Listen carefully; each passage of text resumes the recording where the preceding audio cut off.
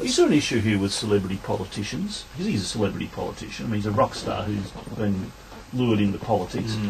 Is there an issue here that maybe they just don't understand it well enough to run things? I think that people who've been in politics for a lifetime are just as capable of making terrible mistakes if they are too ready to believe assurances from their public servants and are too quick to dismiss reports from people on the ground who are in a position to know what's really happening. It just interests me though, celebrity politicians rarely work, do they? I think politics, like everything, there's a premium on experience. I mean, John Howard was a great Prime Minister because he'd been in the Parliament a long time and he'd been a successful treasurer. He'd been an opposition leader for quite a few years. He had the runs on the board. We knew what he was like. And that, I think, helped us and it helped him. So you're not a big fan of celebrity politicians? Well, I think that it's good that we have talented people coming into the Parliament, Neil. I think it's terrific that people who have made a great success of their life come into the Parliament, but no one should assume that politics is easy and that you can walk off the street one day, walk into the Parliament the next, and just do it on your ear, so to speak. Is it true you attempted to convince Dean Jones to run for the seat of McEwen, the cricketer?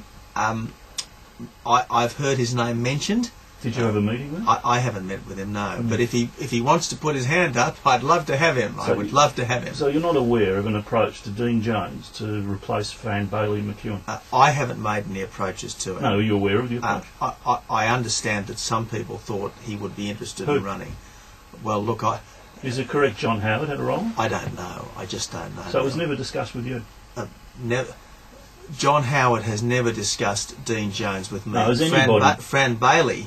Fran Bailey has said, when I asked her who might be interested in running, Fran has said that she hoped Dean might be interested, but that's as far as it's gone. So you weren't aware that he was approached and had various meetings with people about the possibility? And wouldn't it be terrific if he was approached? And wouldn't it be great? Well, he was approached, but he's decided not to. And wouldn't it be great no, if all those things happened? But I'm interested that they'd be looking to put somebody in that seat and they wouldn't sound out the leader. But Fran told me that she had heard he was interested, and you never spoke to Dean about it?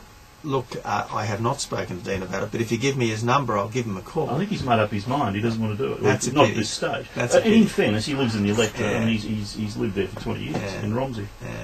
Yeah. Well, that's great. You think he'd be a good member? Look, I think it is good to get talented people, successful people into the Parliament.